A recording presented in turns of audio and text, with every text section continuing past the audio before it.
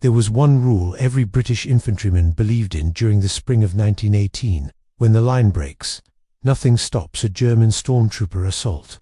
Not a machine gun, not barbed wire, not even artillery. Once the Kaiser's elite Sturmtruppen poured through a weakened sector, the collapse spread like wildfire. Everyone understood this. Everyone feared it. The German Empire had proven it over and over again. Cambrai, Saint-Quentin, the Lys. In each case, once the fog, gas, and creeping barrages lifted, the disciplined grey-clad waves surged forward with terrifying speed. British commanders repeated the same grim warning: if the Germans find a soft point, that sector is gone. And in March of 1918, during the opening nights of the German spring offensive, the British Fifth Army clung to its defensive lines by fingernails worn to the bone. The rule felt unbreakable, unquestioned, a fact of industrial warfare.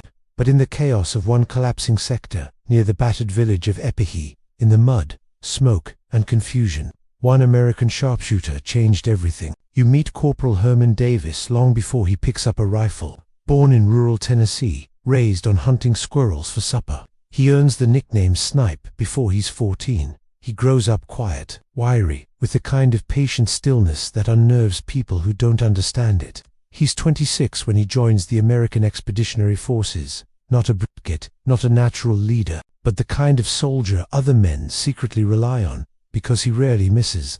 By the spring of 1918, the US 33rd Division was attached to worn-down British units along a fragile stretch of the front near Épehy, an area already hammered by weeks of German probing attacks. The British are exhausted. Their trenches are shallow, waterlogged, and half abandoned in places. They're stunned by the speed of the German spring offensive, the largest attack since Verdun, and the Americans, outnumbered, under-equipped, but eager to prove themselves. Davis is assigned as a sharpshooter, supporting the British defense. His job, cover a gap between two weakened platoons, and provide precision fire if the Germans attempt a breakthrough. On the night of April 1, 1918, a message arrives from a British runner. Stormtroopers are massing in the mist-shrouded woods, 900 yards away. The line to Davis' left a British company reduced from 180 men to 43 exhausted survivors. Reports they cannot hold another assault. If the Germans break through here, they'll cut behind the entire position. And so, in a shallow foxhole barely wider than his own shoulders, with only one Springfield rifle, 120 rounds, and a periscope, you watch Davis settle into the mud. The stormtroopers are coming. The British line is cracking, and he is directly in the path of the breakthrough. It is 4:57 a.m. The fog is heavy, thick as wool. The only warning is the tremble of boots through wet earth. Davis steadies his breath. He listens. 20 yards to his right, a British Lewis gun jams on its second burst. A whistle echoes from the haze. The assault begins. At 400 yards, shapes materialize, helmeted figures in loose skirmish lines, moving fast, stepping over their own fallen without hesitation. Davis sights in. No words. No roar of defiance. Just a heartbeat. He fires. A German NCO drops instantly. Another steps into his place. He fires again. Then again. At 280 yards, the Germans unleash rifle grenades. Explosions shower Davis with shrapnel and mud. He flinches but stays focused. At 200 yards, the forward German elements raise flamethrowers, massive, hissing tanks on their backs, nozzles dripping fuel. Davis whispers to himself, "Not today." He shoots the first flamethrower operator.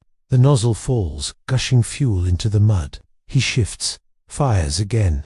The second tank explodes, a thunderous roar, as liquid fire engulfs the advancing file. For the first time, the German wave hesitates, but they're still coming. 150 yards, 110, 90. Now Davis sees them clearly through the fog. Dozens, maybe 200 stormtroopers, spreading out to flank the dying British unit on the left. Behind them, machine gun teams hauling 08 Maxim guns on sledges. If those guns are set up, the entire sector collapses. Davis works the bolt. The rifle snaps. Another shot, another. He kills one Maxim crewman at 420 yards. Then the second at 380. The third team dives for cover, but the British can breathe again.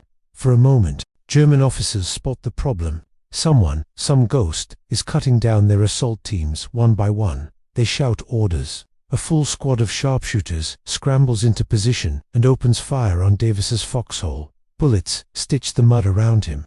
A round grazes his ear, slicing skin. He does not move. He cannot. He fires at the German sniper. Flash, one shot, and the flash disappears. Then the disaster comes. On the left flank, the battered British company breaks. Men fall back in twos and threes, stumbling, bleeding, shouting warnings. The line is collapsing, exactly as predicted. German assault teams swing toward the opening. If they get through, the whole division is flanked. Davis sees it instantly. He pivots. He does the math in his head. Range, speed, angle. He cannot plug a hole meant for 300 rifles, but he can delay it. He fires at the lead runner, dropping him mid-stride to more charges over his body. He fires again and again. The Springfield is in his hands. Brass piles around his elbows. German officers scream over the gunfire. Schutzen, Niederholten, snipers, suppress him. 5 German marksmen open up. Bullets hammer the lip of Davis's foxhole. One round shatters his periscope. Another grazes his knuckles. Davis drops lower, cradling his rifle. He breathes, slowly. Then he pops up and fires one shot, killing the German team leader with a bullet through the cheek. The others hesitate. Now the Germans bring forward a light mortar. At 120 yards, the first round lands behind Davis, showering his spine with dirt. A second round lands closer, -30 yards. A third lands almost on top of him, 9 yards, blasting out his hearing in one ear. Davis curls into the mud, dazed, rifle nearly ripped from his hands.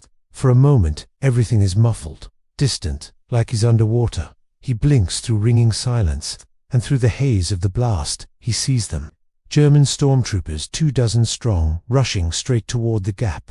They are 45 yards away. It should be over. This is the moment where the sector breaks, where history follows the rule. But Davis steadies himself against the shaking earth. He rises, he takes a single breath, and he aims not at the closest Germans, but at the mortar crew lining up their fourth shot. At 190 yards, he fires once. The loader collapses. He shifts, fires a second time. The gunner drops sideways. The fourth mortar round never fires. The German push stalls again, confused, leaderless. And now, finally, British reinforcements arrive. A platoon from the 5th Berkshires hurries forward and forms a thin firing line across the gap Davis has held single-handedly for nearly an hour. He slumps in his hole, exhausted, sweat mixing with blood, but he is not done. The Germans rally for one last charge. This is their moment to break through. Davis forces his shaking hands to reload. He fires, and fires, and fires. At 60 yards, he drops another flamethrower unit. At 40, he kills a stormtrooper officer, waving a trench knife. At 30, he empties his last magazine. The Germans falter, their advance folds, then breaks entirely. They retreat into the fog. The line holds, and Davis's rifle finally falls silent. If you find this kind of forgotten history as fascinating as we do, we'd be honored if you'd hit that subscribe button. We believe these stories of courage, sacrifice, and quiet genius deserve to be told. And by subscribing, you help us ensure they aren't forgotten. What no one on the line realized in that hour of chaos was how fragile the entire sector truly was. British command later calculated that if the Germans had pierced the gap near Épehy, the resulting envelopment would have forced a withdrawal of nearly 6,000 Allied troops, unraveling the defensive plan for that sector of the spring offensive. But because Davis held the gap long enough for reinforcements to arrive, the German timetable was thrown off. Their artillery, already struggling with fog and miscommunication, lost cohesion. Their forward units were forced to fall back and regroup, and the British, shaken but not broken, counterattacked within 48 hours, retaking their secondary positions and stabilizing the line. German reports make the significance clear. Stormtrooper battalion logs from April 2nd describe a single concealed marksman who inflicted disproportionate losses and prevented the annihilation of the enemy flank. To the Germans, he was a phantom, a lone rifle halting an entire assault. To the British, he was a miracle. To history, he was nearly forgotten. What they didn't know was this: Davis's actions on that single morning would be cited in after-action reports used to justify integrating American sharpshooters into British frontline sectors for the remainder of the offensive. A tactical shift with consequences still studied today. After the war, Herman Snipe Davis returned to Tennessee. He was 29, thin, quiet, marked by shrapnel scars across his back and shoulders. He never bragged about Épehy, never boasted about the Germans. He stopped when asked. He simply said, "I just kept firing." He died in 1925 at the age of 33, his lungs weakened by gas exposure and years of poor medical care. Today, only a small monument in Arkansas honors him, a lone statue for a lone defender. But his story matters, not because he was a perfect soldier or a mythical sharpshooter, but because, when an entire flank crumbled, when hundreds of lives hung in the balance, when the rule said collapse was inevitable, one man refused to follow the rule. He held, he endured, he fired until the threat was gone.